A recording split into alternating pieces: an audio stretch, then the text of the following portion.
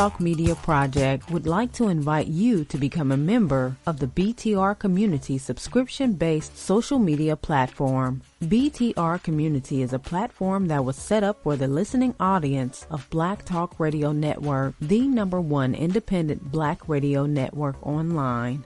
For just $24 per year, your subscription gives you access to an interactive space to share information with like-minded people with your privacy guaranteed.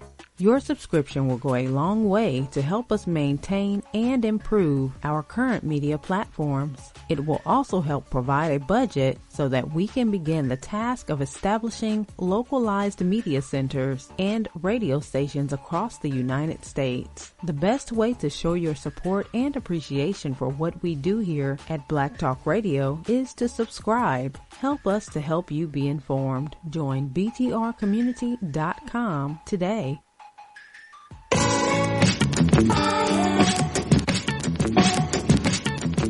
The views and opinions expressed by callers, guests, and hosts do not necessarily reflect those of the Black Talk Radio Network and Black Talk Media Project. Black Talk Radio is new black media for the new millennium.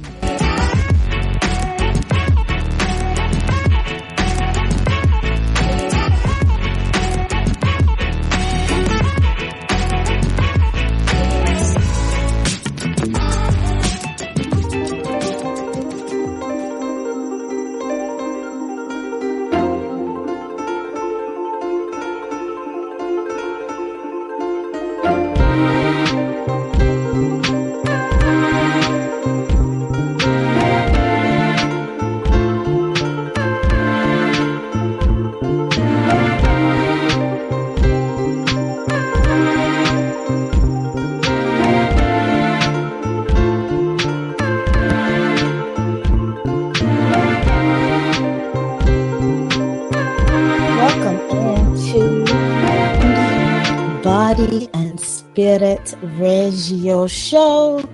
Tonight it is January the 31st, 2018, going into February.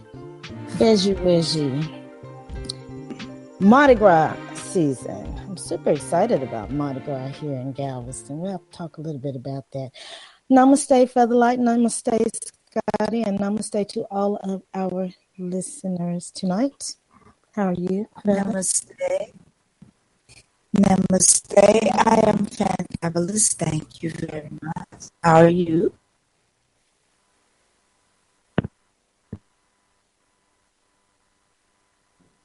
Very well. Very well. Yes. Good. I am very well. Very well. It's been a great week.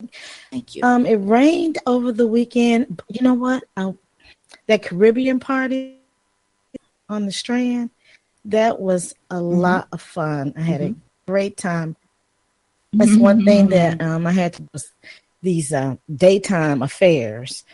Right. Here in Texas. Used to partying at night. You get out about 8 or 9 o'clock, something like that.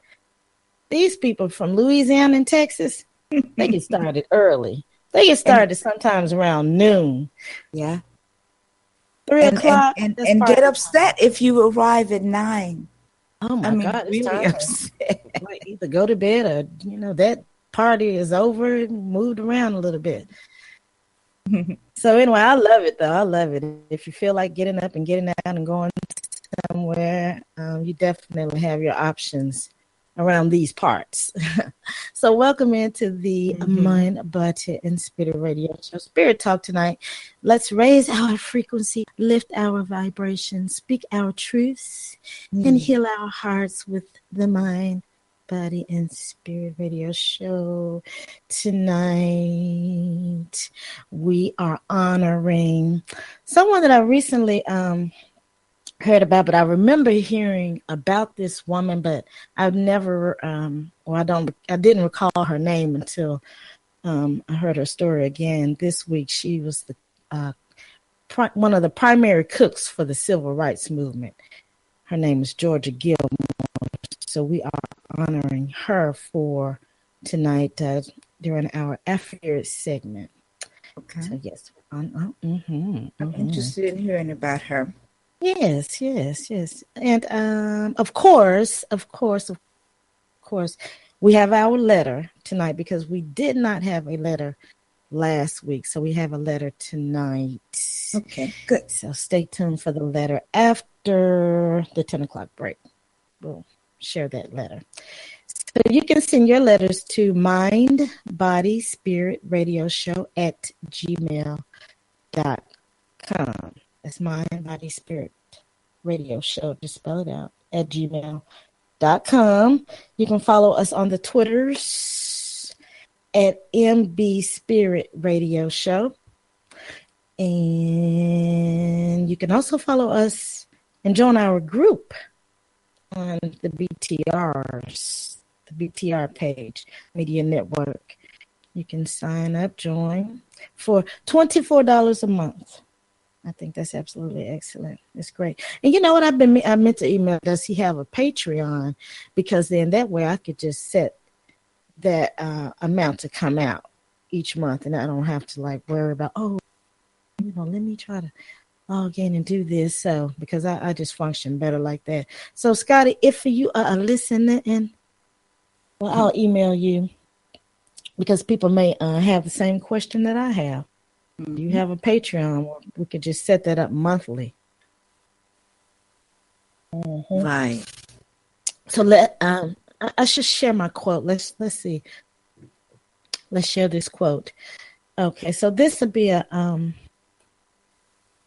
guess a combination of just our basic quote and an inspirational quote. Don't wait for the perfect moment. Take the moment and make it perfect. And make it perfect. And make it perfect. I love it.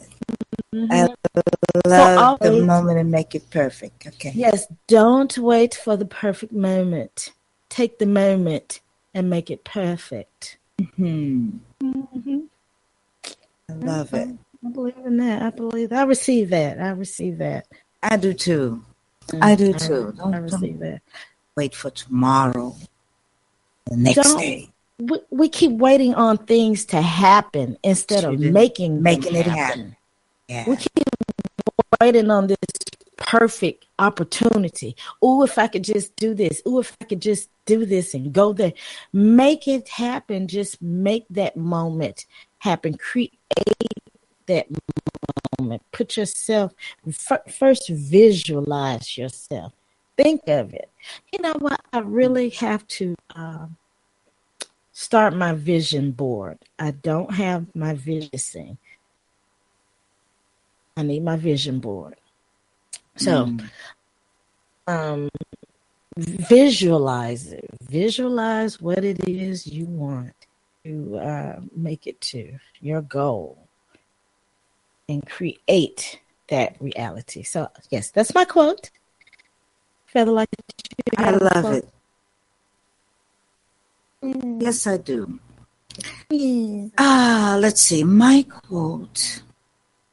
People have a hard time letting go of their suffering. Out of the fear of the unknown, they prefer suffering that is familiar. And that is by not. So, let me read it again. Because it affects a lot of us, self-included. People have a hard time letting go of their suffering. Out of the fear of the unknown, they prefer suffering that is familiar. So we mustn't let the fear of the unknown or the fear of change keep us from taking positive steps that we need to take to change things, to make things better.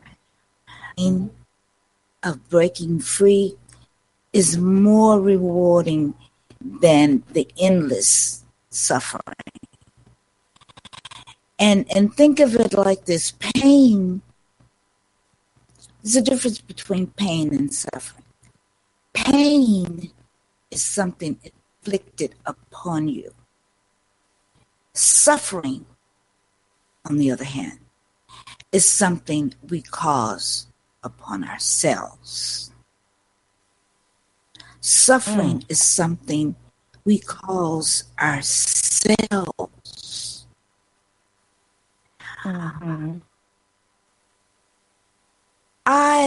Let's see, here's an example. And we could the actress on this movie, this series, This Is Us.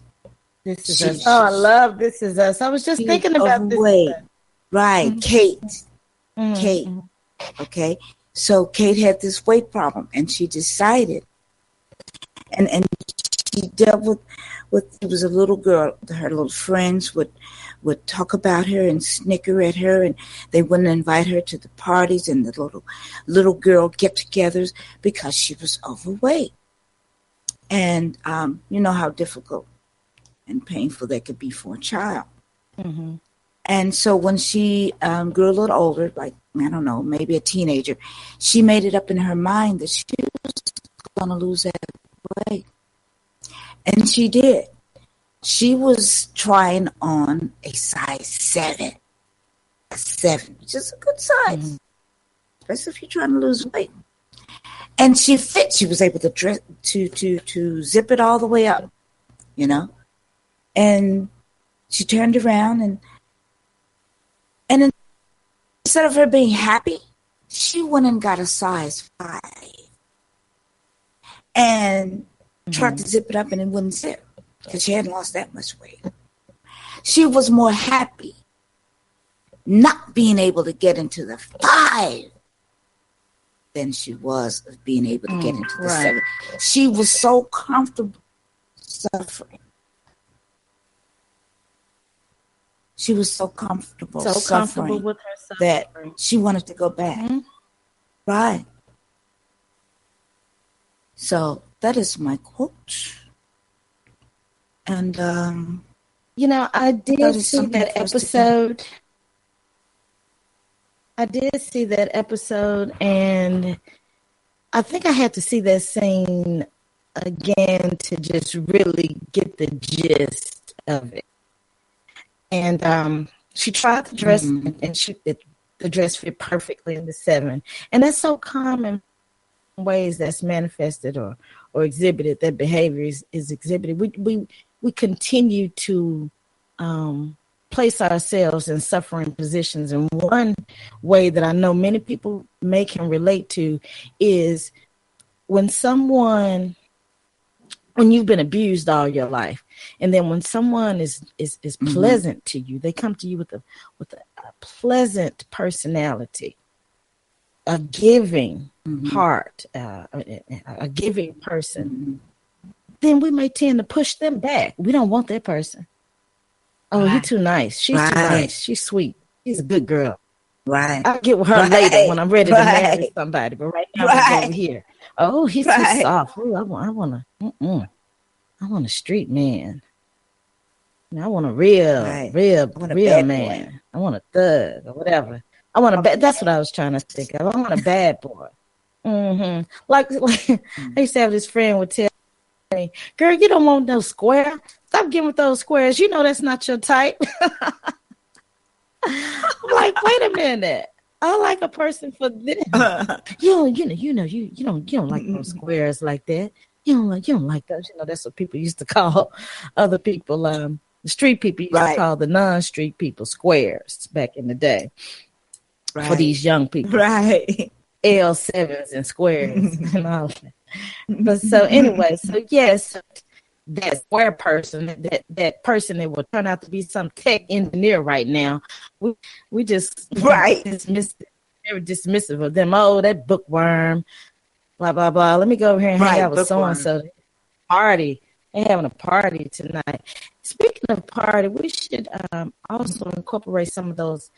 What is it? Grownish topics, because I am really, really enjoying and finding great interest in these topics that are being explored on grownish, like the Adderall, taking the Adderall, the drinking and things like that, because those are the experience that these college students are having, young people are having. So I'm glad that they're tackling and unpacking some of those topics. So thanks for sharing that, Featherlight. I can see how we experience that, being comfortable with the suffering. Just like Malcolm said, you just suffer peacefully with the Novocaine, just peacefully. I just suffer. What is it? People used to say, well, we'll get ours in the by and by. In the by, I want mine now, not by and by. So, right. Anyway, all right. You have anything else? Anything else? Intentions? Would you like to share any of your intentions? I just wanted to say, yes. First, I wanted to thank our loyal listeners who have been with us, particularly over the past year since we initiated Mind, Body, and Spirit. And they have watched me grow, right? So right before your eyes, but it's right before your ears, since you're listening. And I, myself, am stepping into the unknown. Because as you know, this is a big thing for me. Learning how to express myself and talk live on the radio. And I appreciate everyone and watching me grow. And I thank you very much.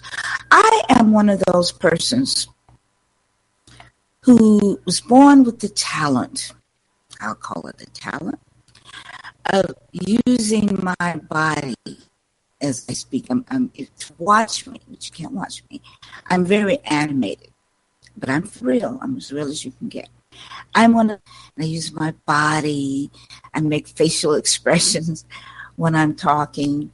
And for instance, if I were a comedian, I would be called what they say. They call it a physical comedian, like Eddie Griffith. Remember how he used to make those funny movements, and he'd do the Michael Jackson, and Chris Rock would do the Michael Jackson, and Martin Lawrence, he would use his body a lot. So I'm one of those people.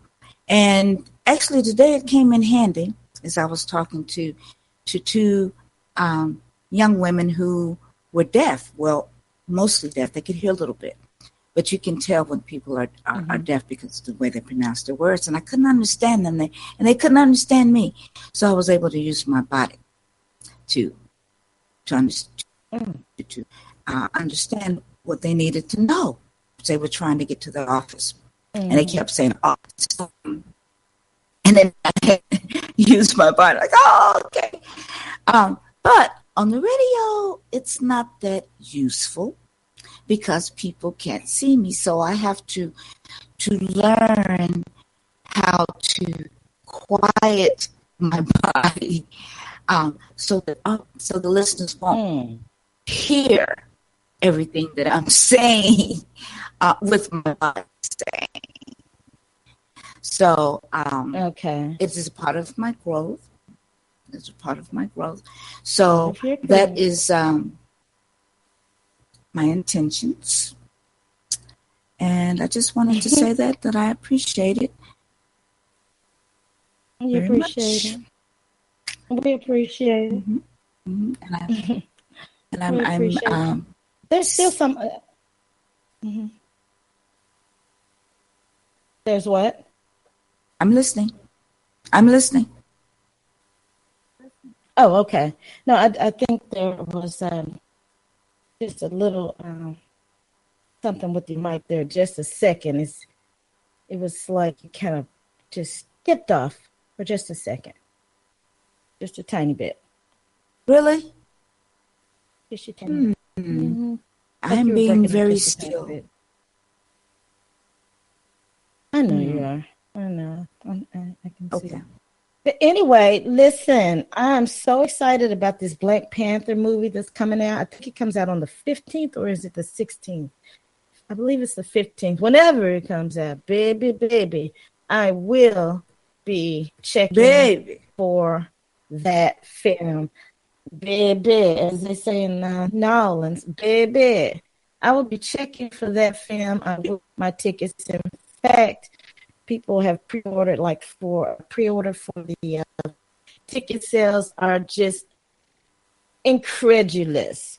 So the premiere was, oh my God, the premiere was last night, and Sister Angela Bassett just looked gorgeous. Everybody did, the women, the men.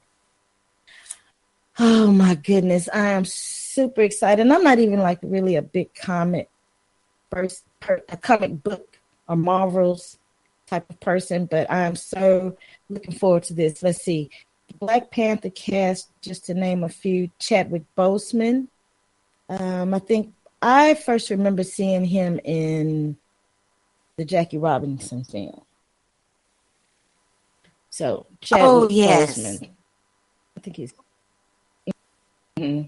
Michael B. Jordan, of course. Love him. I mean, he's been around for quite a while. Him and Lorenz Tate, they just don't seem to age. They just forever look young to me. Michael B. Jordan. I remember when he played in Fruitville. So let's see. And then, of course, Lupita Nyong'o. Oh, right. Looking forward to seeing her character. Yes. And Johnny Guerrilla, she played Tupac's mother. And I think she's on some other series, but I don't know. I'm not sure which one. Forrest Whitaker. Oh, Forrest Whitaker. I love Forrest. Angela Bassett. Yes, Angela Bassett. Can't wait to see her in this. Daniel Kaluuya. I'm probably butchering his name, but of course, Get Out. And Florence Kasumba. I'm not familiar with her, so I'm looking forward to seeing her. Now, and Sterling K. Brown. Can't wait to see him. Loving him. Yay, you are cutting up. You're doing it, Sterling K. Brown. And then this other young sister, Letitia Wright. She's in this Black Widow episode, the Black Museum one. And I think that's this season. Oh, yes. The Black Museum episode. Yeah. Widow. Yes. That episode. Mm-hmm. So, yes. So I'm many glad to people see her in that film. Cynthia Noel. Yes, absolutely.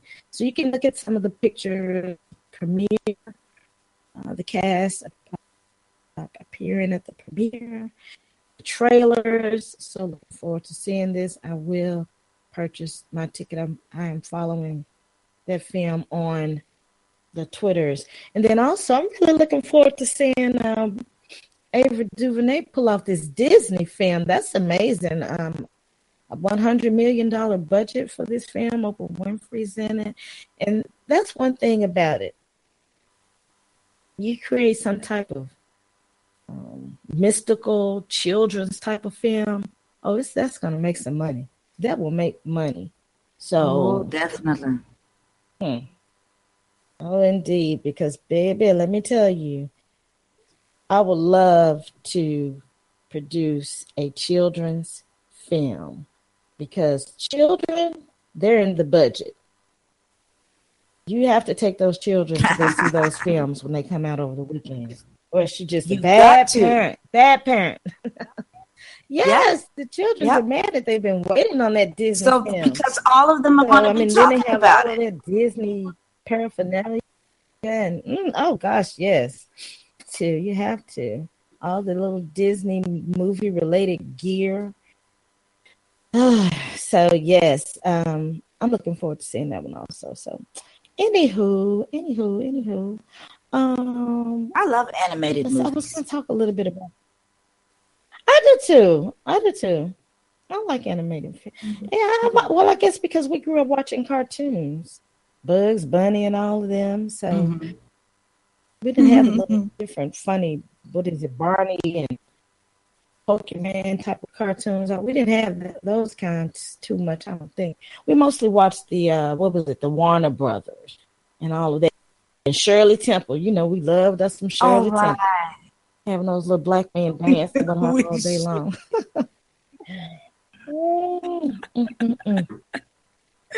So when I found out that little Shirley Temple was an old racist and how she used to treat those black men, I said, I can't believe I watched her little silly butt dancing around like she knew what she was doing. So I'm just going to speak briefly. I don't know if you heard this little topic that was kind of trending on Twitter the other night after the Grammys. This little girl, I have no idea who she is, some Cuban American. I think her name is Camila Cabello. So she gave this statement about dreamers built this country. I should have put up the exact statement. But she made a reference that dreamers built this country.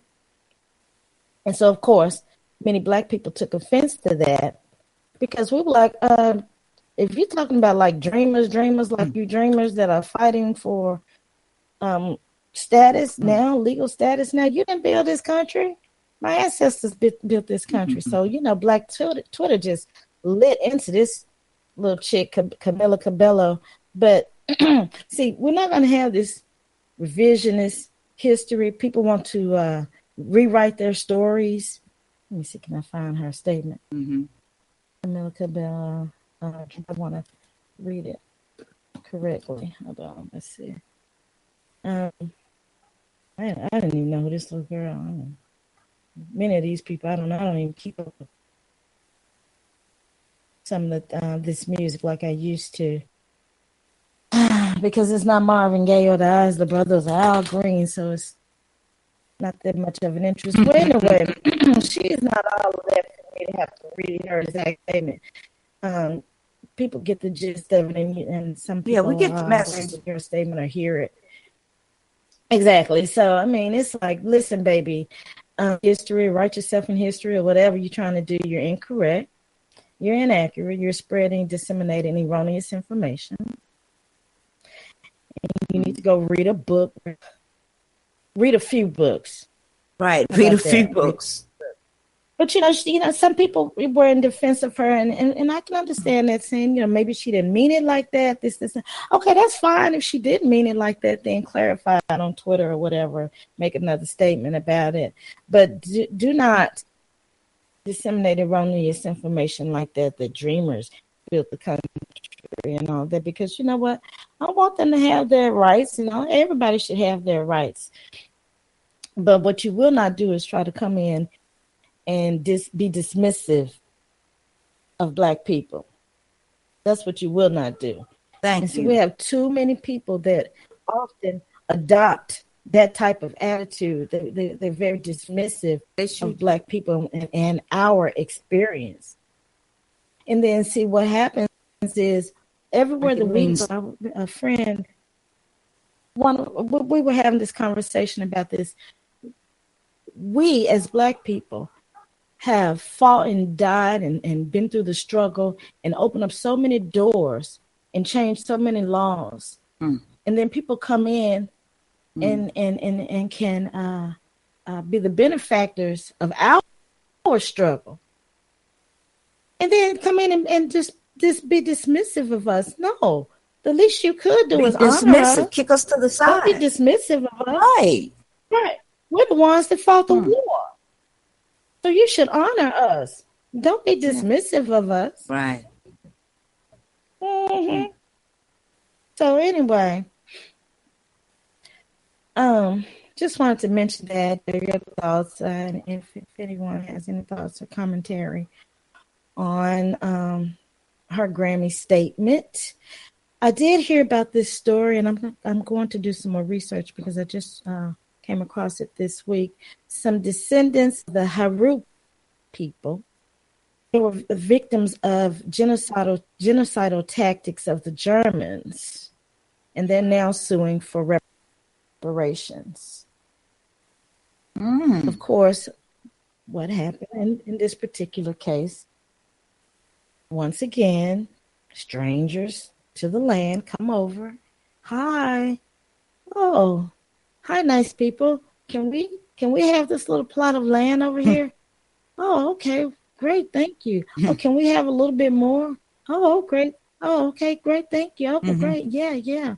Oh, well, we're going to get a little bit more and a little bit more and a little bit more. Then they pull out their guns and their weapons. And the next thing you know, they've pushed you into inhabitable lands.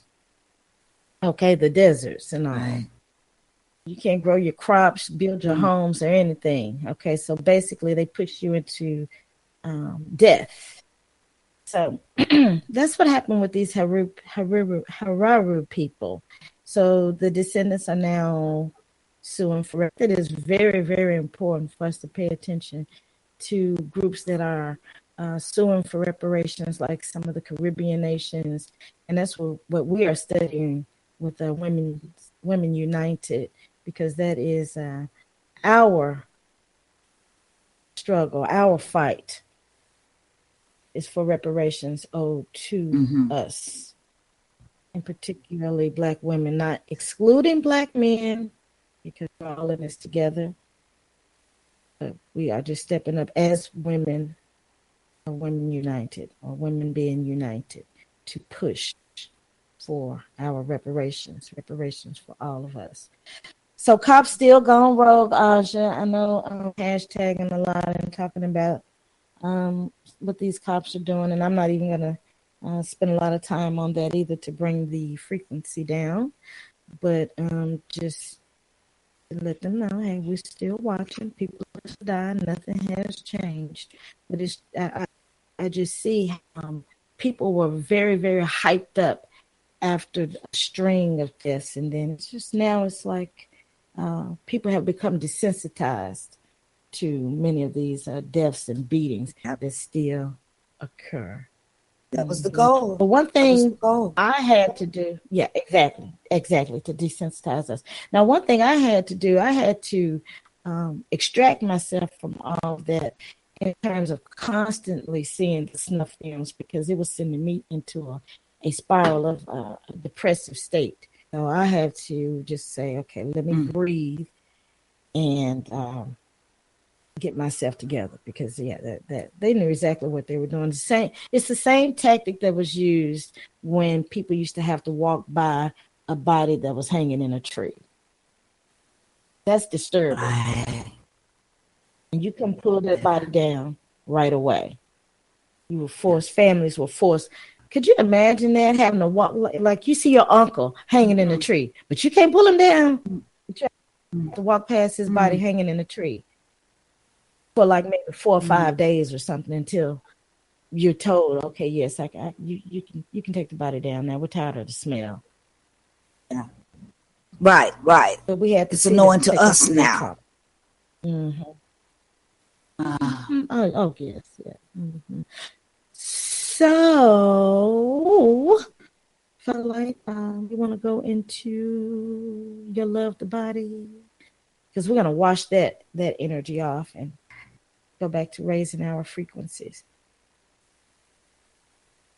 Right. Okay. So speaking of right, you ever notice when a person is hyperventilating, they're panicky, their arms are flailing all over the place. They're sort of losing consciousness. They're not really there.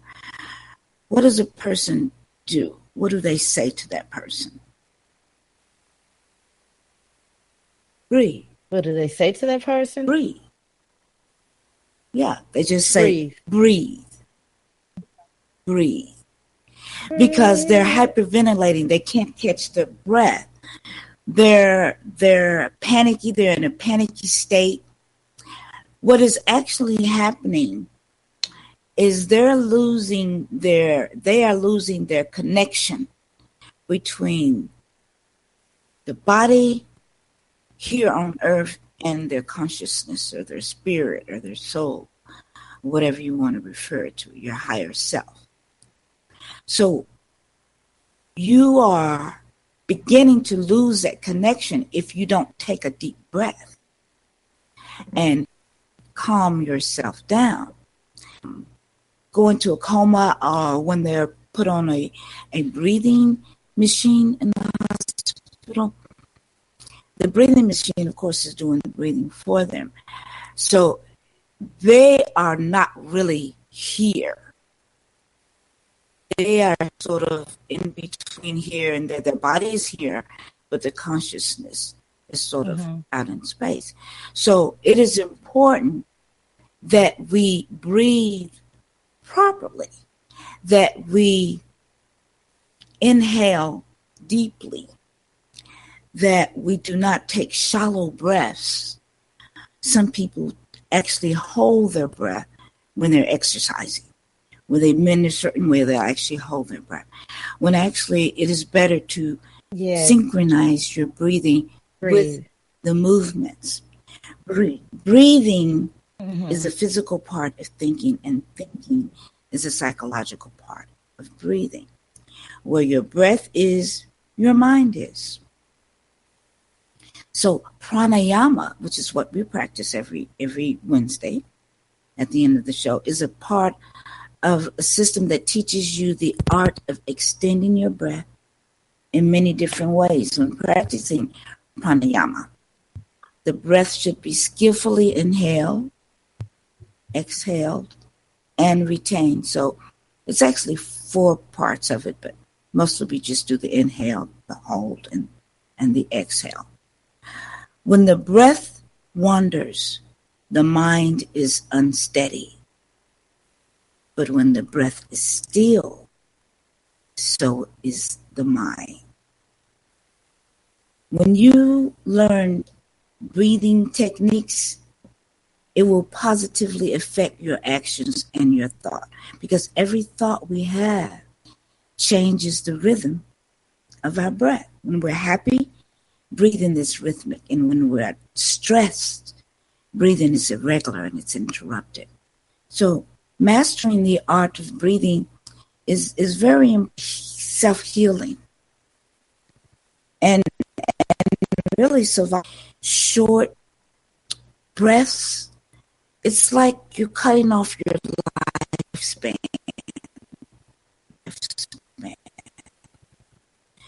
The best times to practice the pranayama is early morning.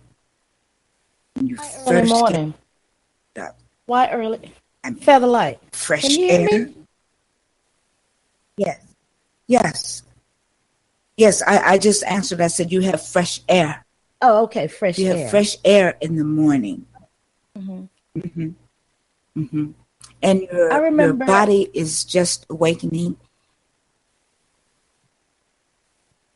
Go ahead, I'm listening. I remember hearing that exercising in the morning is best because of the fresh air. If you wait in the evening, like some people wait until after work, it's something about the difference in how the exercise will affect your body. So it's better to get that early morning walk, like sunrise walk, or sunrise pranayama, like you mentioned. Yes. That early, fresh morning. Right. Okay. I just wanted to. It is such a difference. It is such a difference. Plus, it's on an empty stomach when you're doing your breathing exercises. It's not recommended to do. You breathe better. You have better control of your breath. If you're practicing pranayama, like hold 6 and exhale 6 and hold 4, it's better. It's easier on an empty stomach. Now, some of the things that learning breathing technique is if you have symptoms of asthma, it also reduces the stresses in your body, as you well can testify. It can assist you in having a steady mind, strong willpower, and sound judgment. There are some breathing techniques that they tell you to do if you're in the middle of making a tough decision, or if you're in the middle of an unpleasant situation, it's certain breathing techniques that will help you to think clearer and also to calm you down.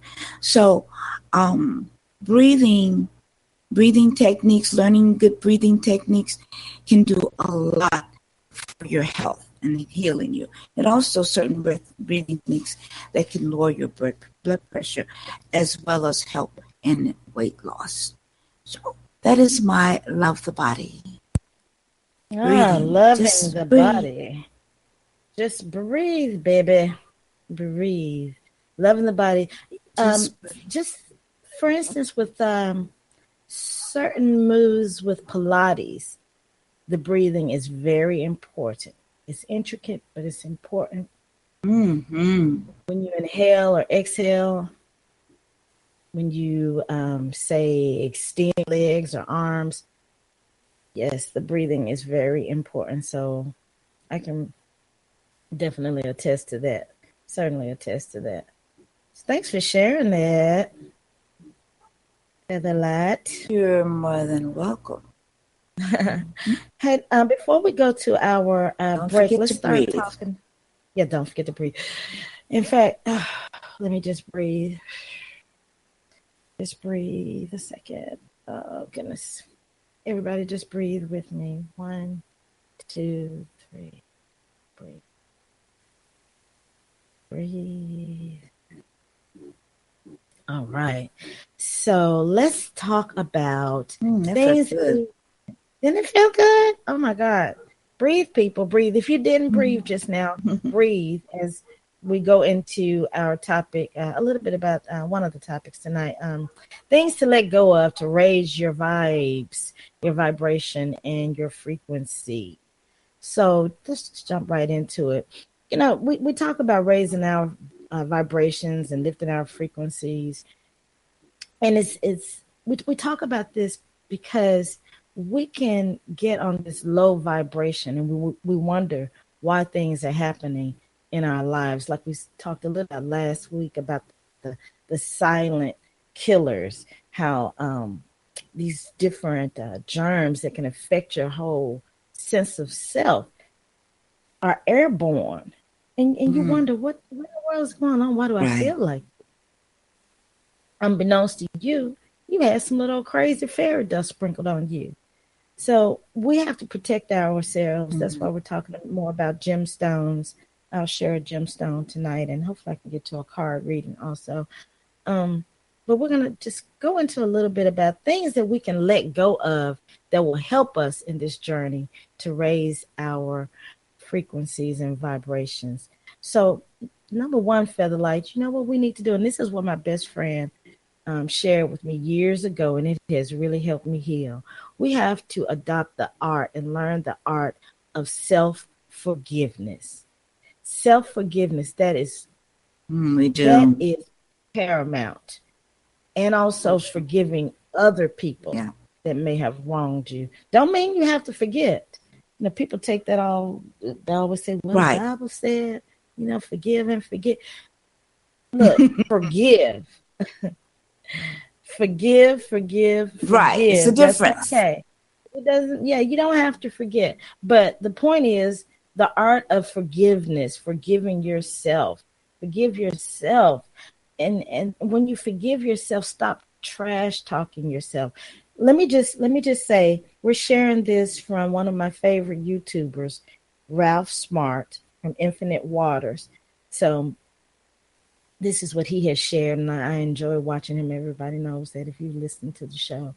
So we just want to share some of this, what we gleaned from his video. Things to let go of to raise your vibration and frequency. So, yes, the art of self-forgiveness, and stop trash talking yourself. Now, what is trash talking yourself? Trash talking yourself, Feather, is when we say things like, oh, it's always something happening to me. Always something bad. Oh, if it ain't one thing, it's another. Oh, I'm always messing up. I don't know why I did that. I'm so stupid. When we say things like that about ourselves, those hurtful words that we say. So Give that up, throw that, release that, discard it, jettison it, and do not allow it back in your life. Don't speak those negative words. Speak words of love and kindness to yourself. And that's one way you can raise your vibes and frequencies. Next is the hug feather. Hug. May I add something to that? Oh, sure. May I add something to that? Of course. Please. When I first heard that, how to talk to yourself, how not to talk to yourself.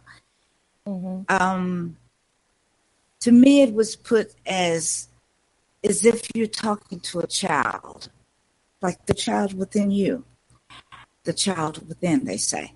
Would you say those things to your child? Would you say those things to any child?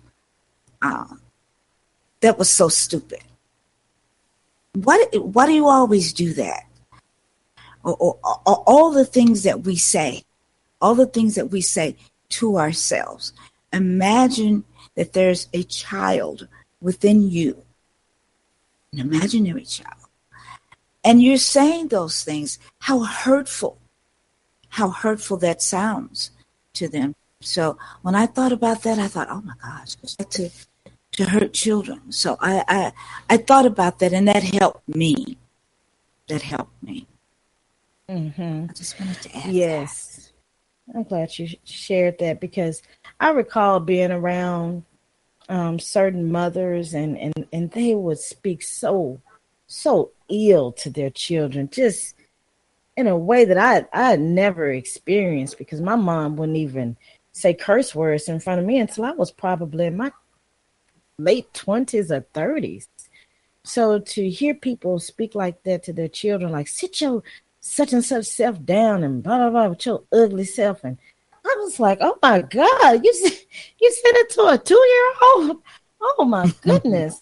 So it's just, right. It was just yes. I couldn't even fathom my mother or father speaking to me, or any of my family members speaking to me like that. So there's no trash talking. Here's one, the hug. Give up only hugging yourself. Hug someone else. Hug someone. Okay, there was a study conducted. The results concluded that hugging someone for 10 minutes decreases stress. And when you decrease your stress, you in turn increase your vibration and frequency. Did you know that? I wasn't aware of that. However, I recall reading about this lady a few years ago when the recession hit. Oh, yeah. She started a cuddle business. A cuddle business. Yes, and she would just go in. Right. She would come to your home. No sex involved. That's what she said. Now, I don't know. But anyway, she said there was no sex involved in the business. This was all about just hugging, just cuddling. And she would just come in and hug. And people were paying for this service. Now, see, me as a Black woman, I couldn't go and do that because, see, they'd be trying to rape and kill me. But this little old meek, mild little white girl, she was able to stay business. And, that was, I think that was just genius, just brilliant. She probably was out of work. And she said, you know what? People want a hug. And people do. Some people want a hug. Think about all of the children that have grown up whose parents did not hug them. My grandmother's mother, my great mother, didn't hug her. And so, because a lot of the older people, they were so busy trying to survive and make sure that their children and grandchildren survive. Some of them, that's just not the life. That just wasn't a component of sharing love. They showed love by being a provider, making sure you ate or stayed alive, things like that. So it's different for some people. Right. But that touch and feel, Because there have also, some people know there have been Nothing like studies it. of when the monkey wasn't touched, how did this monkey behave versus the monkey that was cuddled and hugged. So the touch is very important, and this is why when they jail our brothers and sisters, hold them captive and place them in solitary confinement, they know that that's a way to break you, because you need that communication and that touch. So when you hug someone, so important. So when you hug someone, you're creating a sympathetic vibe. So you're transferring energy. And so when I thought about this and listening to Ralph explain this, I thought about how, and I love this, I thought about how when Black men, throughout the years, Black men have had that handshake. Back in the day, they used to have that really intricate handshake, this and then twist it that way and then do that and this and the finger and the thumb and all of that, right? The handshake's just been something that's cultural. People with different organizations may have a certain handshake.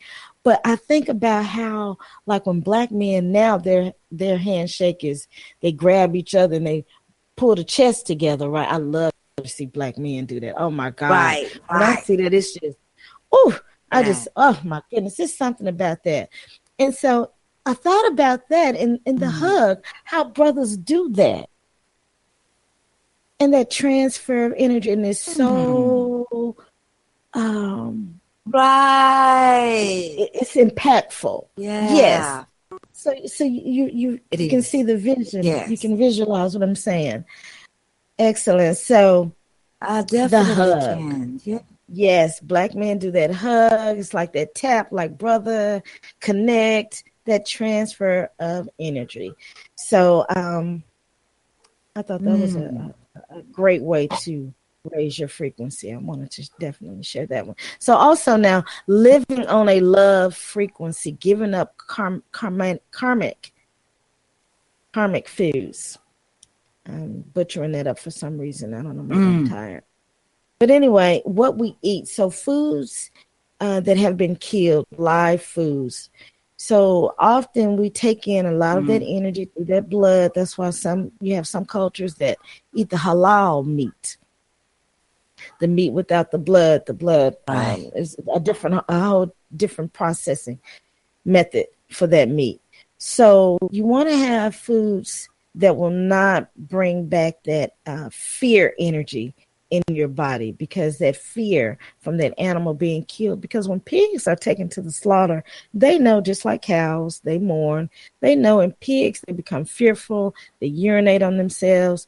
And so just think, we're taking all of that blood filled with fear into our systems. We're ingesting that, and often we're fearful in so many ways. I know that most of my life I was a meat eater, and even though I was pretty much a self-confident person, I still had a lot of fear in pursuing certain things in life. So I'm thinking, hey, maybe it was because of all the fearful chickens, the frightened chickens I ate over life growing up. So anyway, so just try to eliminate the amount of meat that you eat. Transfer to a plant-based diet. A plant-based diet. Now, I've been meaning to look up this maca powder, because I've been hearing about maca powder. If anybody's familiar with it, share that with us. But maca powder, I think it's MACCA. Maca powder is supposed to be one of those superfoods like chia seeds. Okay, another way to raise your frequency and lift your vibration, Featherlight, give up negative musical influences. Okay, so thinking of the sound waves. There's certain sound waves and frequencies that can lower our vibration. I remember when that slow drag rap music came in, and it was like the boom, boom, boom, boom, boom, boom, boom, boom. That was a slower, different type of frequency than what we were accustomed to hearing. I forgot. It was like 4 something, or it was maybe lower than a 400 frequency. And it was just a low frequency. And those frequencies, they do alter your state. If you study frequencies and like the different Georgian chants and solfeggio frequencies and isochronic tones, all of those tones and frequencies, they affect your body in a certain way. So like if you're studying for a test or something, listen to some of those isochronic tones that help you focus. We'll pick back up on this giving up negative musical influences when we come back from the break, and then we'll go into our letter. We'll be back. You're tuned into the Mind, Body, and Spirit Radio Show. And while we're on break, be sure you go into the Black Talk Media Network page and donate. Sign up for BTR. We'll be right back.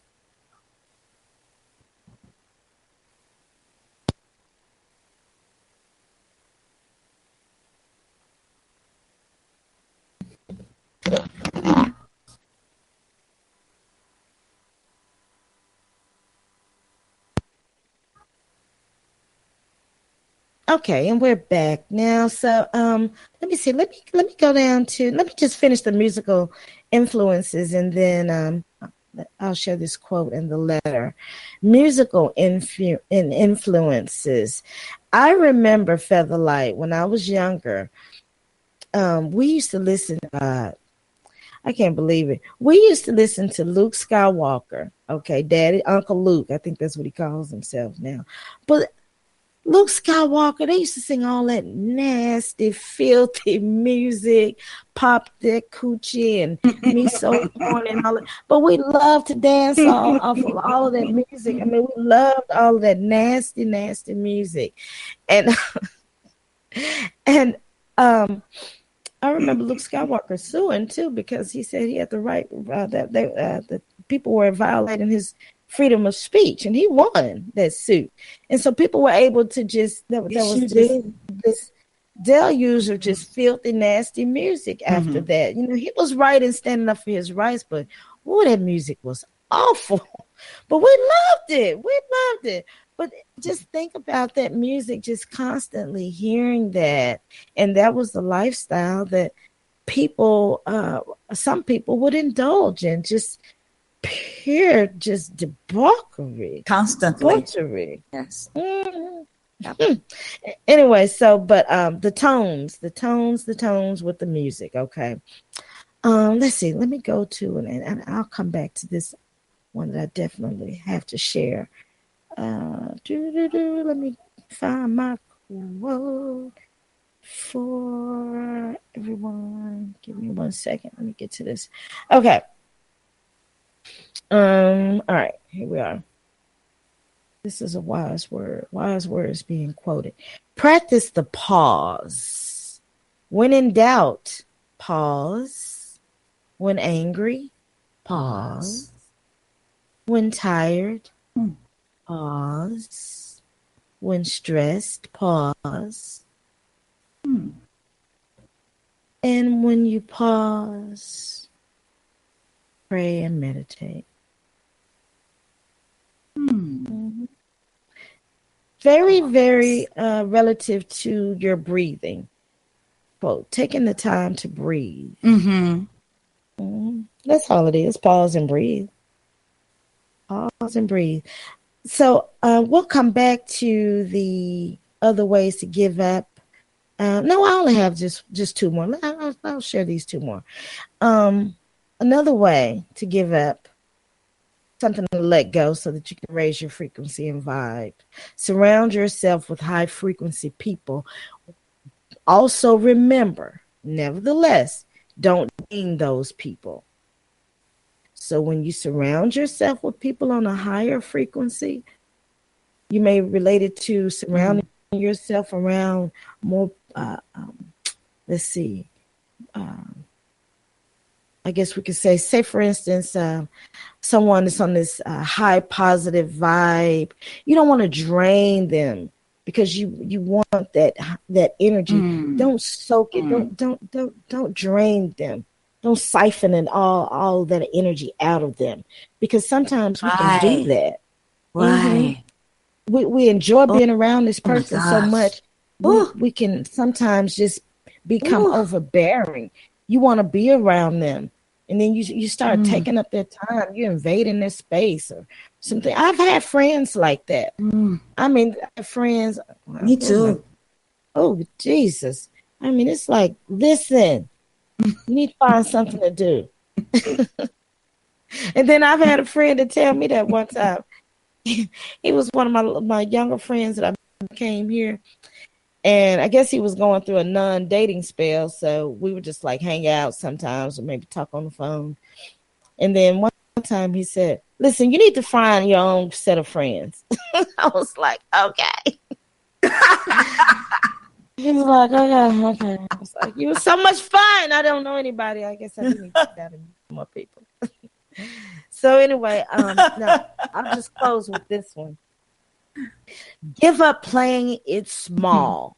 Give up playing it small. Oh, I took this one to heart because I know I have lived in this space. Sometimes we'll think, who am I to be great? I'm only this. I didn't do this. I didn't finish high school. I didn't finish college. I only have this. I only have that. I have too many children to be able to go back to school, or I can't start my own business, or I can't do it. I can't move. I can't pack up my bags and move to the city, or I can't live my dreams, or whatever. I can't speak to him. I can't speak to her. I can't apply for that position. I can't, whatever it is. I can't have that house. Thinking small, playing is small. So give up feeling that you are this tiny little person. When in actuality, you create your own reality. I keep saying that. You create your world, your space. It's your show. What else is just simply an extra who can be replaced. Everybody else is their lines together. Yes. You can be replaced. So it's your show. So this is a quote that I thought of. Do you so you can become you. Do you so you can become you. Stop thinking that you're not great. You are great. It's in we. It's in we. All right. It sure is. It sure is. It's in we. Give it let it go. Let it go. Let it flow. Let it go. Let it go. Let it flow. All right. That's right. What do you have for us, Feather? Any thoughts, comments, commentary? I have one that's similar to yours. Be you. Because everyone else is taken. Be you. Everyone else is already taken. That's I like right. that one. Don't try to be somebody else. Be you. Be you. Be you. Be real. Be you. And those who do not believe in miracles will never see one. Those who do not believe in miracles will never see one. If you don't believe it, it'll never happen. I believe in miracles. All right, cool. Thank you. Thank you. All right, so narcissists. You want to talk about narcissists? Or what do you have? We're not going to do the letter? Oh, yes. Oh, thank you so much for reminding me about that letter. Wait a minute. This is a good letter, too. Okay, so let's see. Letter. Let me get to that letter. Where are you, letter? All right, so letter. Yeah, well, Scotty, we did. We went to a quick little break, but you want to take a little break and share a little music with us?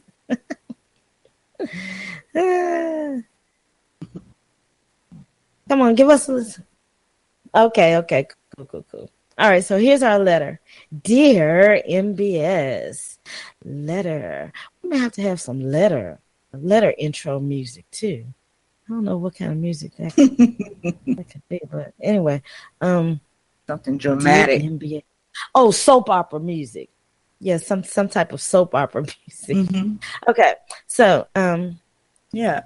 Listener writes, Dear MBS, I have 2 children, ages 24 and 25. Their father's mother is white. For years, they lacked a sense of Black identity and didn't know where they fit in with respect to race. My friends tell me I should have explained to them at an early age, but it just didn't register to me.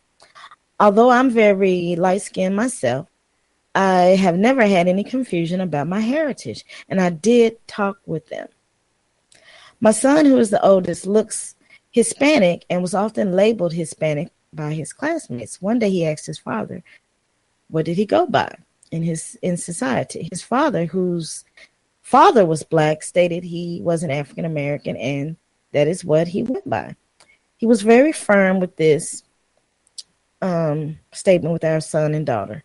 I have noticed, though, my son only dates girls who are not African American, and they are generally very light-skinned.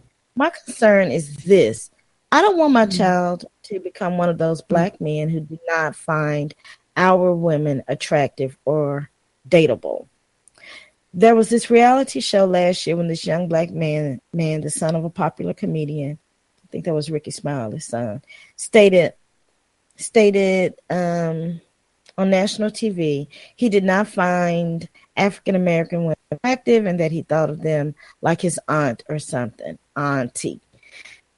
He said Black women did not appeal to him at all. The young man did not appear to have mixed parents. The father received a lot. Okay, yeah, that was Ricky Smiley. Okay, so despite our hardships as a people of color, I love being Black, and I want my children to honor their culture as well, and as well as in all aspects. I know I cannot dictate who my son dates, but should I have a talk with him, or should I bring this up to his father, whose mother is white? This is touchy, and I'm not sure what to do, if anything. Hashtag Black and Proud. Hashtag love Black women. Well. Interesting. Mm-hmm. Interesting. So essentially,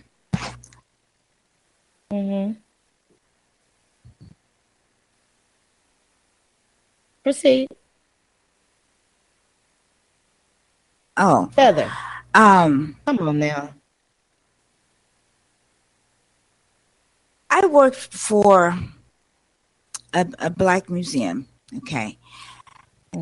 And we were taking the children and the family on this tour, and we took them down to the cellar. And I explained to them that this is where the runaways hid, and they were waiting to go to the Mississippi River because it connected to the Mississippi River. So the little boy was very, very light, and he said, I don't know why he said this, maybe because he knew that these were African runaways. He said, I'm not Black. And I just kind of looked at him and I said, oh, okay. What are you? And he said, I'm mixed. I said, oh, okay. And I looked around for his mother, who was sort of tan, toasty tan or whatever, not white. And so I just kind of looked at her like, okay, do you know that he's confused, obviously? And she just smiled proudly. And that can be a problem when a child doesn't know who they are, or when they don't like who they are, or when the parents don't have that talk with them when they have mixed heritage. It can lead to some issues later. I would ask maybe if he knows about colorism. Is he familiar with colorism? Because there's a lot of colorism. It's colorism in my family. A lot of times mothers encourage, not that she does, but some mothers, like the young man who was weeks back, his mother encouraged him to date light because she only wanted light-skinned children. So the parents it can have a big effect on their children's choices. And then he sees his mother, he sees his sister, who's light, his grandmother's is white. I think maybe a good talk, heart to heart. I'm not sure about if the father, the father seems to be pretty proud of who he is. But I would be interested to know, how does he feel about dating African American girls? What do you think?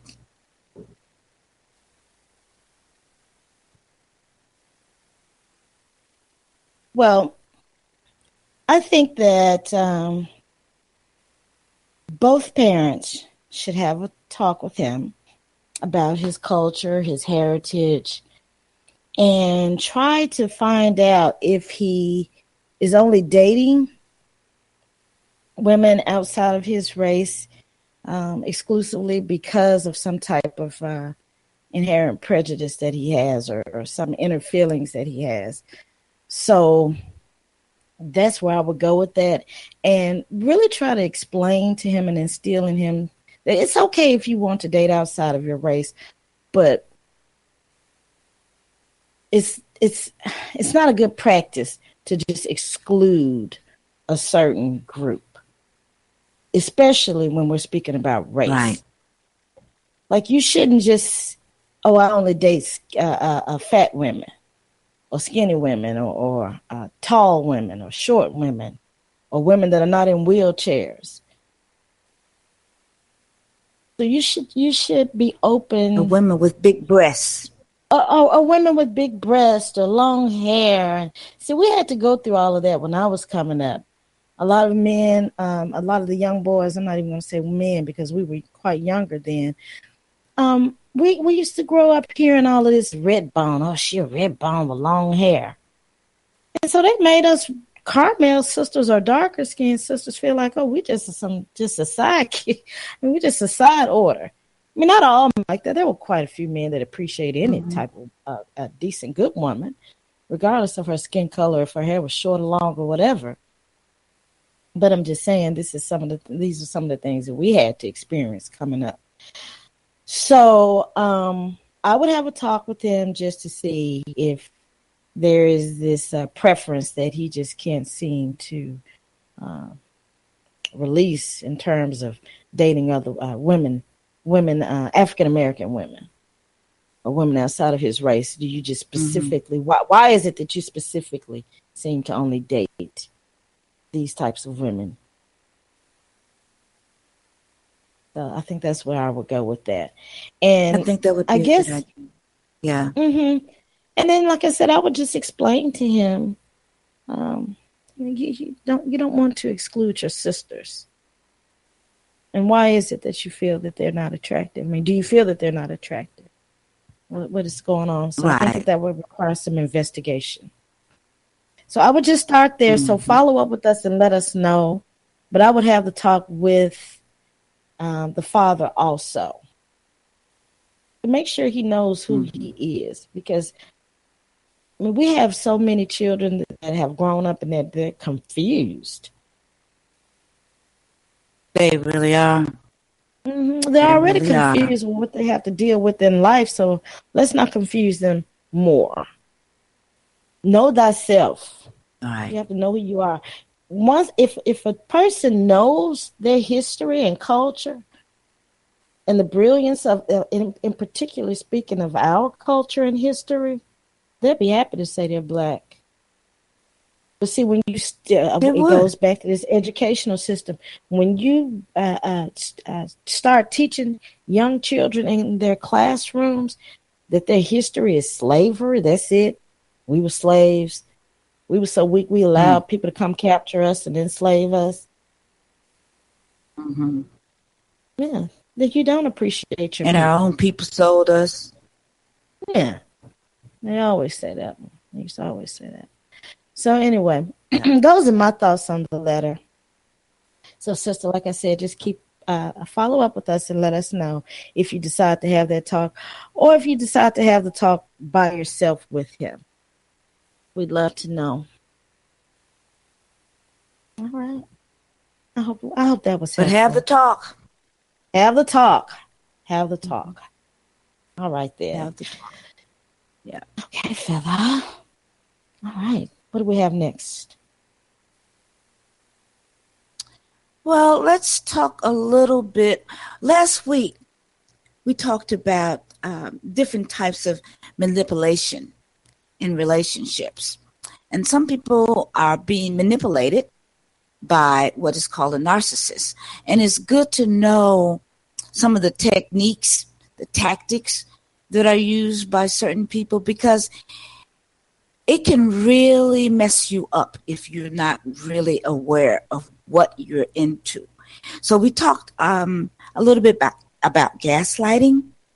That was a technique that is used by certain people.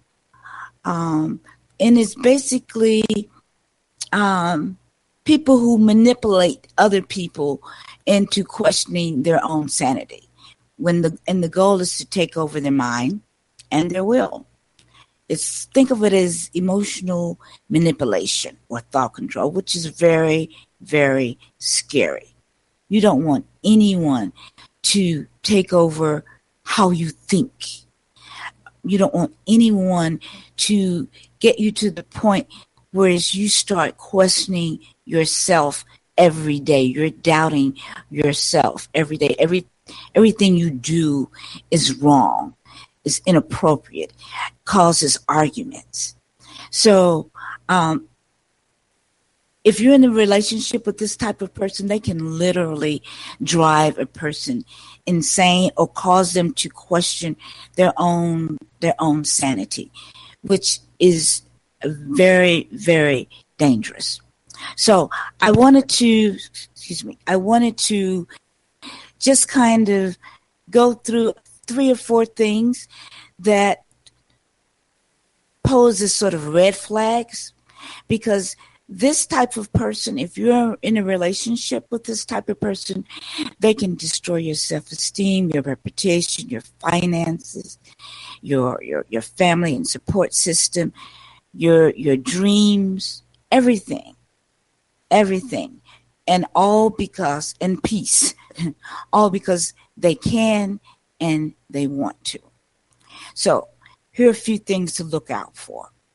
This type of person will always, once they are in your life, that is their goal, to use you. The empathy part of their brain is either missing or it's very dysfunctional. They will not have empathy for you. They will use a person like a coffee pot to make coffee. That's it. To them, the coffee pot does not have feelings, and to them, you do not have feelings if you are involved with this kind of person, because they get off on using people. The narcissist will never see their victim as equal. They do not want an equal relationship at all. They want and need to be first, and will do whatever they have to do to make sure they are the most important person and the only one who matters. Any attempt that the victim makes at independence or equal treatment will be seen as extreme threats by the narcissist, and they will react to them as such. The victim will be attacked for having feelings for thinking that their feelings matter. So this is something to look out for. Okay, they never see their partner as equal. This is how they feel validated, by making someone else feel less. Number 2, everything the narcissist says is a lie. It's a manipulation and it's a scam. They actually need you. Yes.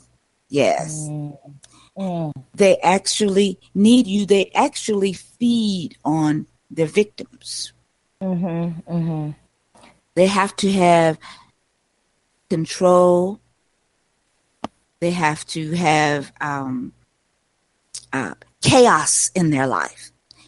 So they're constantly making you feel guilty, making you feel as if everything that you do is wrong. Your feelings or facts do not matter whatsoever. That's something else to look out for.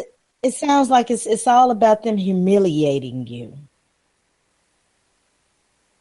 Yes. Just making you you feel like you're less than who you are. Right. Yeah. Breakdown tactic. They're smarter, like you said. They're smarter. Exactly. They're better. You don't know. Almost like a patriarchal arrangement, paternalistic arrangement. That's what I'm trying to say. Exactly. You're a child. Right. I have to guide you. I have to manage you. I have to manage your money. I have to manage you because you're not equipped to manage yourself. A pimp mentality. Let me manage you. You're not capable of managing yourself. You don't have anybody.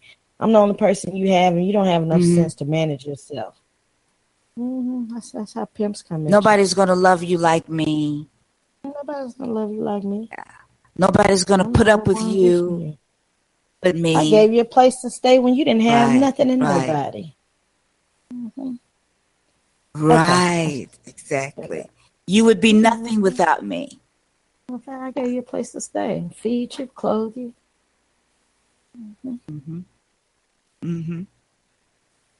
Yeah, does not and cannot love or respect their partner or their victim. It is impossible. It is impossible. You are an object to them, and to their partner, they are only a means to making themselves feel better, making them feel better about themselves, because basically they are unhappy with themselves. And they usually find people who have traits that they like, that they feel are admirable. Someone who's compassionate, someone who has empathy, someone who cares, because they are incapable of having these things. They are the opposite of these things. And what a lot of them will try to do is imitate that person when they first meet them. As I said before, they will imitate that person. They will take on their characteristics, pretending that they are that way. It's just a mask for them. And then they will put their characteristics and behavior onto the other person. They will try to do anything. So what the person who falls in love with the narcissist is doing or has done is they don't really fall in love with the narcissist. They fall in love with who they think the narcissist is. It is like a replica of themselves because he has portrayed who he sees them to be. It's really, really quite tricky. And I wanted to say, everyone has a sixth sense. And if your gut tells you that something is not right, if you get a funny feeling about someone, your sixth sense is trying to warn you to stay away from them, pay attention to your sixth sense. I myself avoided listening to my sixth sense for so many years because I was told that, you're being overreactive. But now I pay attention to my sixth sense, your gut feeling. When you try to break away, if you happen to be in a relationship with this type of person, which this is a personality disorder. It's really, it's like a psychotic disorder. If you happen to be in a relationship with someone like this and you figure it out that, this isn't working and you need to get out of it, getting out can be painful, and there are certain techniques that you have to use if you are in a relationship with a narcissistic person, because they do not want to let you go, because you are how they survive. You are what they are feeding off of. When you try to leave, they will try to do everything they can to make you change your mind. They will say they're going to change. They will start doing everything that you ask them to do.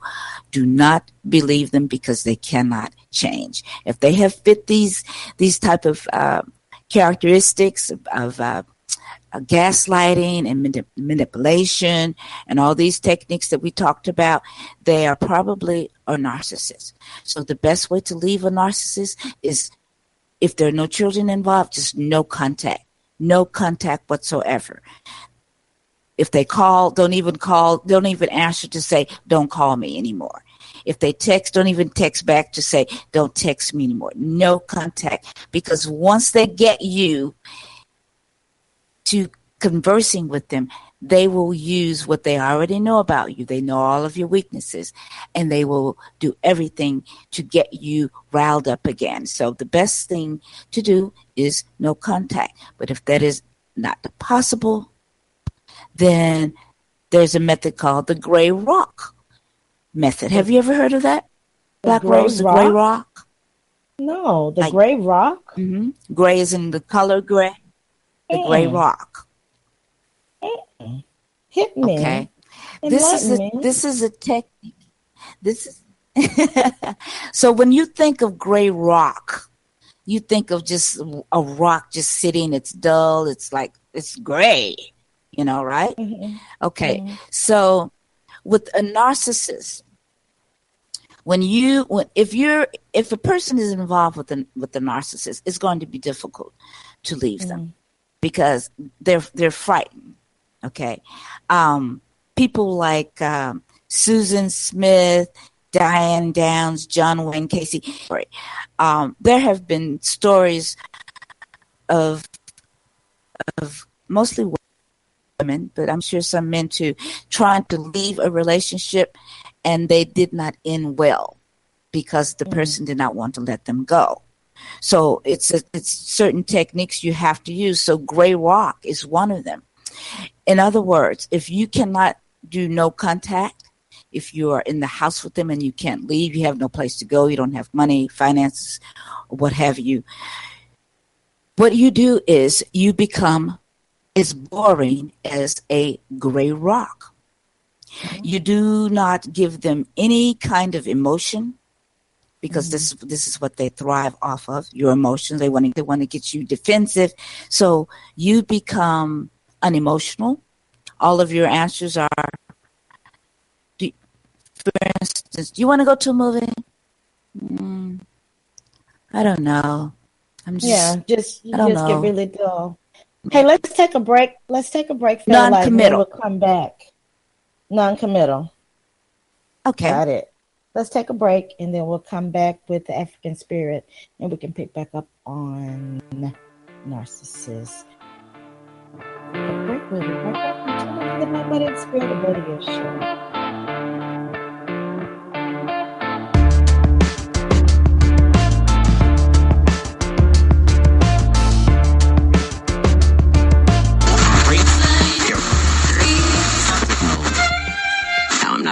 Okay.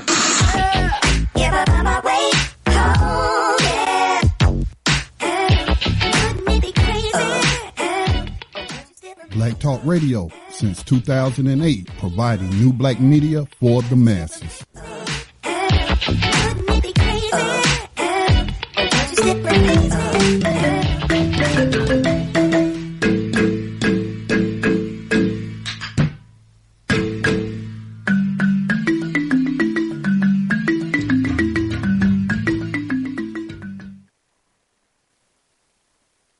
All right, and we're back here with the Mind, Body, and Spirit Radio Show. And tonight, for our African Spirit segment, we are honoring Georgia Gilmore.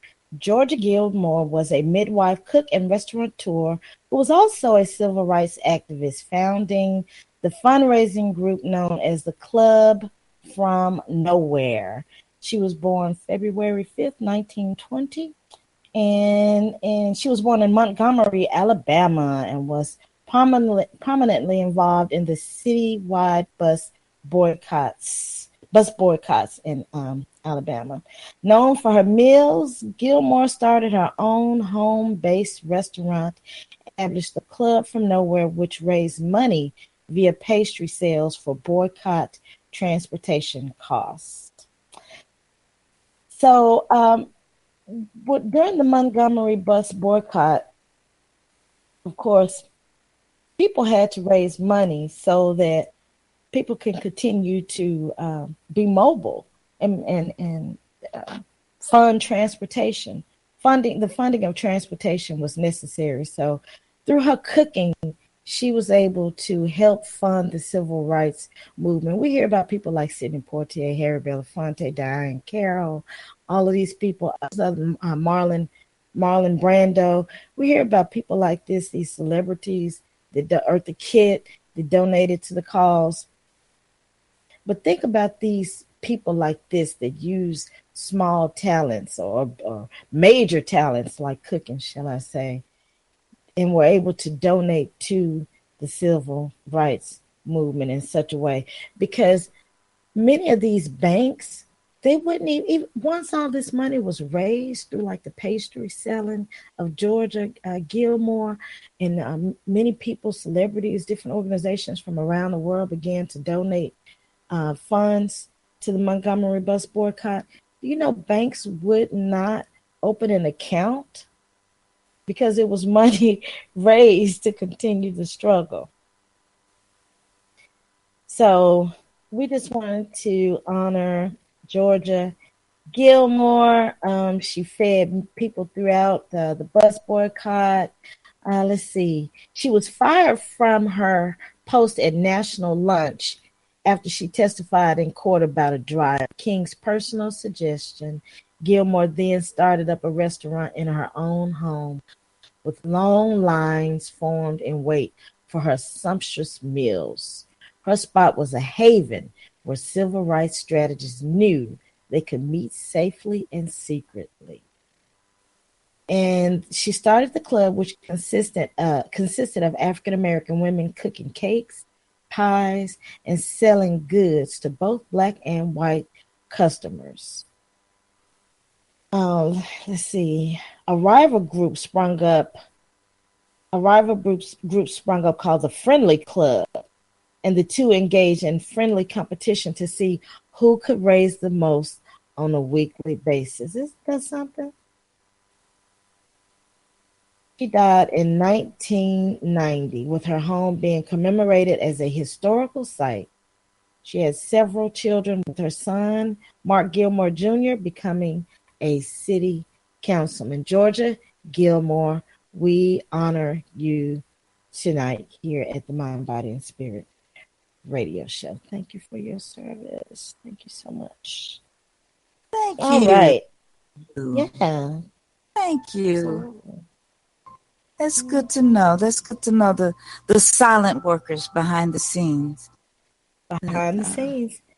We don't hear about unsung heroes. That's what unsung heroes. And think about all the people that were making those sandwiches, have those meetings, all the people bringing in the food. Right. And, oh my goodness, just the organization of that, feeding thousands and thousands of people that were coming out to the organizing meetings at the different churches and places. So, oh my goodness. The movement, baby. All right. So you want to pick back up on, you were talking about the gray. So yeah, just being a gray rock and not being responsive to a narcissistic person. A narcissist. Right. Right. Don't respond to accusations. Don't defend yourself. Don't even engage. Because the narcissist, right, don't engage. And it's difficult for some people. It probably will take some practice. Probably need to practice on your friend, your family members, buddy, because you're just not used to doing that. And if you've been with a person like this, you're so used to defending yourself because you've had to do it constantly, living with this type of person or being around this type of person. They're experts at targeting your weaknesses, and they'll know which button to push. They're people like that. They're good at what they do because that's what they do. That is what they do. So, just pay attention to the red flags of someone who's trying to manipulate you, to take control of mind. Those are just things to be leery of in a relationship. That is my little input. Exactly, because they'll never stop abusing you. Relationships are crucial. If you allow them to abuse you, they will continue to abuse you. Yes, they will.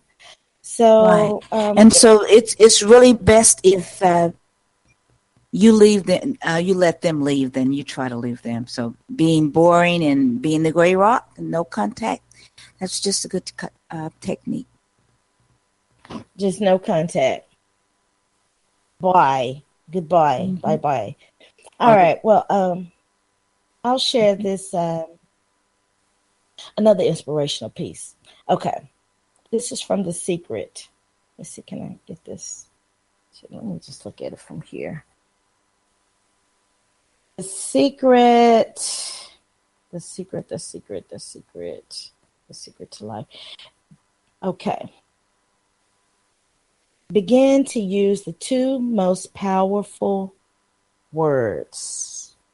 The two most powerful words, I am, to your advantage. How about I am receiving everything good? I am healthy. I am love. I am eternal youth. So whatever your I am is, then that's what you will become. As we spoke about earlier, like, don't say, oh, I'm so stupid. Don't say, I am brilliant. I am love. I am light. Right. I am all things beautiful. I am happy. I am healthy. Like so many times we walk around, like prosperous. I know I did. I say, oh, I'm so tired. I had to stop saying that. I'm so tired. Because I found myself saying it and I wasn't even tired. I'm like, no, I'm not. I'm not tired. I'm so accustomed to saying it. So right. Yeah, so those are powerful words. I am. So your I am, decide on what your I am is, and that's what you will become. All right. So that's what I have to share for you. Okay. Anything else?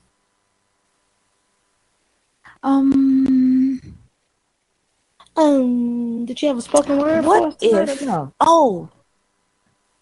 No. Okay. What if let's see. What is your passion?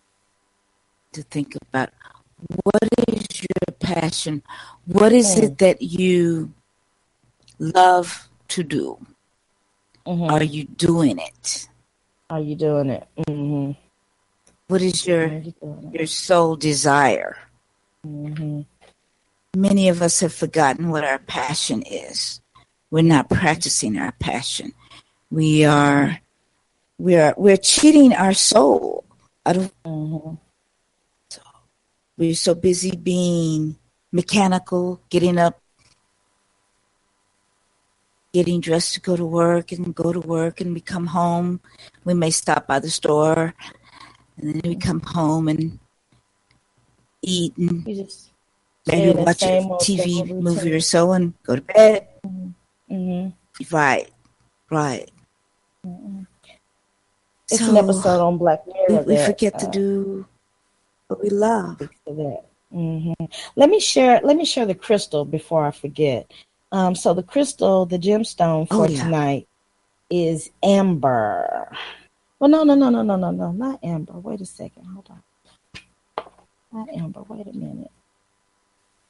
Well, I guess we'll go ahead on. Yes, amber. Okay, we're still on brown crystals. Okay. Just to note, we are on brown crystals. Last week we spoke about, or was it the week before, we spoke about fire agate. Okay, so tonight we have amber. And amber is a transparent stone, kind of like a brownish, orangey kind of color, tannish. But the amber properties, it brings wisdom, balance, patience, and promotes altruism. It's a useful healer, draws disease from body, aids tissue revitalization, heals your nervous system, promotes self-healing, eases stress, neutralizes negative energy, cleanses environment, body, mind, and spirit. Well, we are here. Aids depression, memory, decision making. It heals your throat and throat chakra, kidneys, and your bladder. Best place to wear the amber is on your wrist and throat. So we'll also include this on the Mind, Body, and Spirit page and the BTRs, so you can read more about the amber. Also, if you like, let me see, and just quickly, oh my goodness, do I have it? I did want to share a card reading, and I pulled out my deck of cards, and let's see. And now I don't see my deck of cards. Here they are. And then you'll be ready for, what do you have for us? You have breathing? Some more pranayama feather? Okay. And a did you know? Yes, I do. You have a did you know? Do you know where you're going to? Okay. Did you know? Yes. Okay. All right. Let's see here. So now a reading for the people. Let's see. This is for those that are listening. This is some, let's see, I guess a spiritual reading for those that are listening. And the card that I have is a page of wands. So this may apply to you. You may can relate to something about this. You can just send us an email and let us know if maybe you're experiencing some of these things in your life. Let's see. Let me go back here. This is right here. A second. And that's not what I want. Okay, here we are. Okay. So the page of wands. All right. People. Let's see. All right, so you may be feeling, is someone out there feeling that some things that you started some time ago are starting to come to fruition? There may be some new things or some new adventures or new approaches, new ideas coming to you. So there's some positive energy out there. Okay, so there's some positive energy for you. So just stay focused. This is a creative time for you.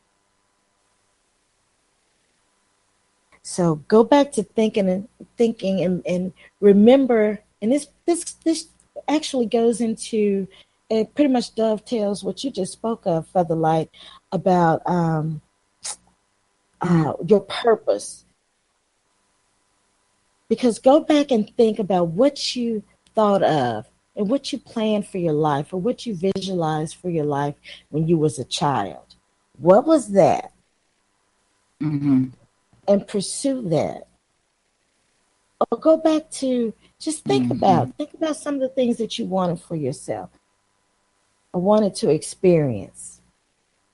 And maybe you should just kind of look into that if you have not already experienced many of those things on your list, or some people say bucket list. But yes, think about that. So, okay, just want to share that little reading with people. And also love is coming your way. Love is coming your way. Open yourself up to love. Listen to some heart chakra music. So this is a spiritual message for those that are listening. All right. Okay. We're ready for your Did You Know? Tell us something. Good, thank you. I have a Did You Know? Okay. All right. Did you know Did I know what? Makeda, spelled Makeda, Makeda is one of the most famous sisters ever. She ruled Ethiopia for 50 years when it spanned India, parts of Asia, and the Mediterranean. Makeda was a brilliant strategist and builder.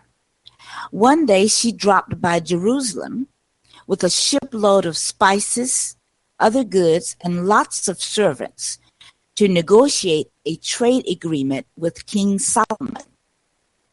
Solomon was so taken by this black beauty, he built her a crystal palace and a VD, which is a visiting diva throne.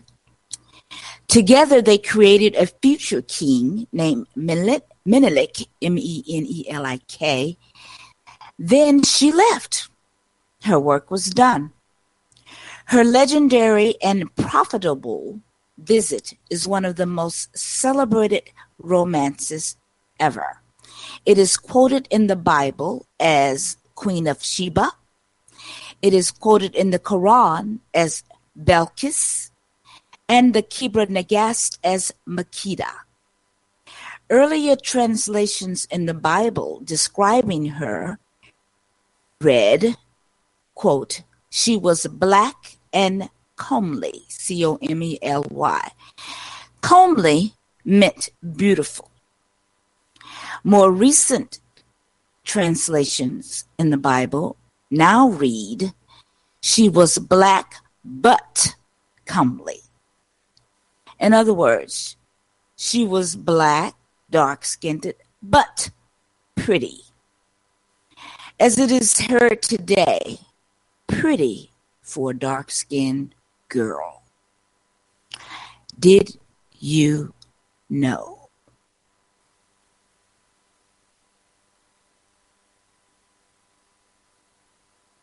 What do you think of that?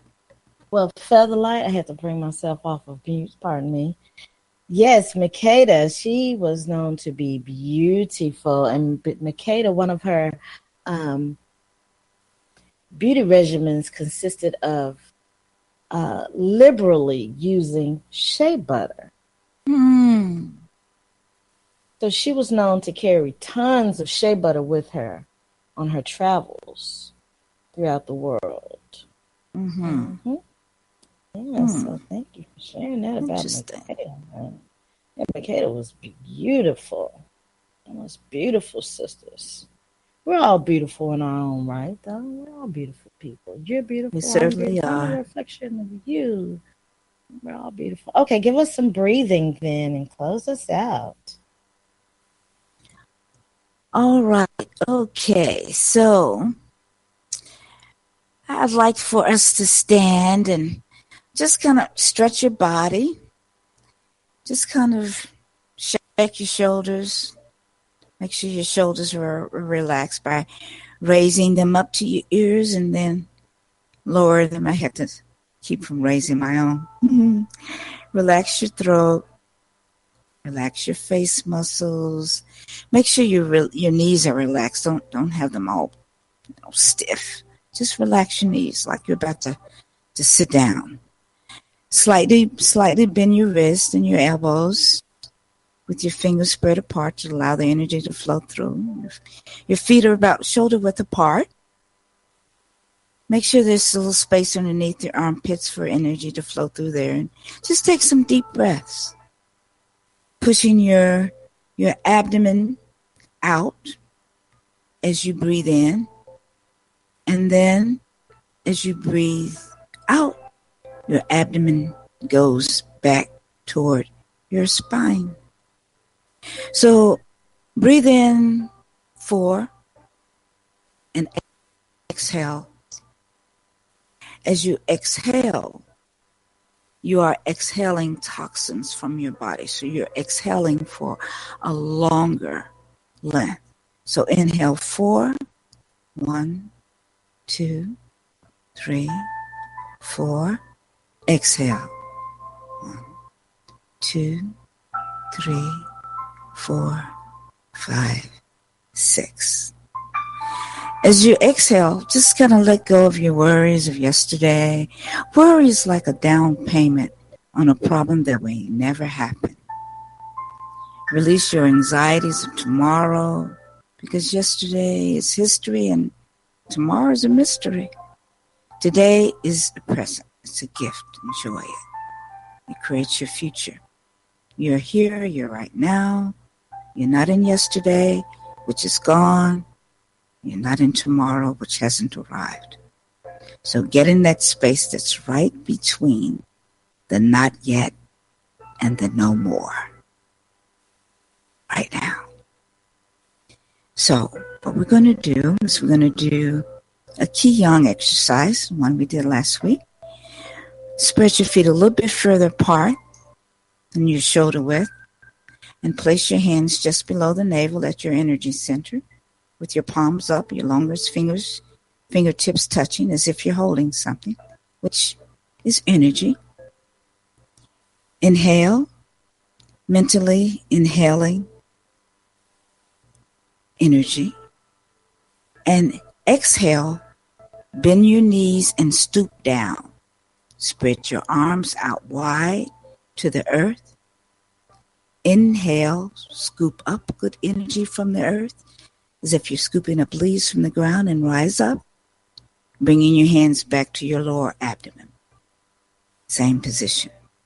Exhale, take your arms out to the side, palms down, arms straight, perfect balance. Reverse your palms. Inhale, raise your arms up over your head and form a triangle with your hands. Exhale, bring down your triangle with your chi, your energy, to your lower abdomen. Pause. Inhale. Exhale. Again, stand with your feet shoulder width apart. Your hands are still below your navel. Palms up, fingertips touching. Inhale, filling your arms with energy.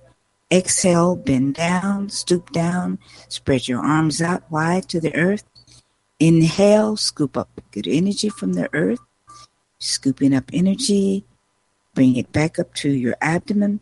Exhale, take your arms out to the side, palms straight, perfect balance. Reverse the palms. Inhale, raise your arms over your head and form a triangle.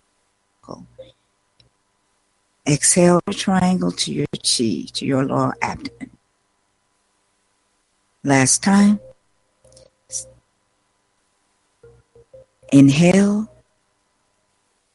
Exhale, scoop down, arms out. Inhale, scoop up, bring it to your navel. Exhale, bring your arms out.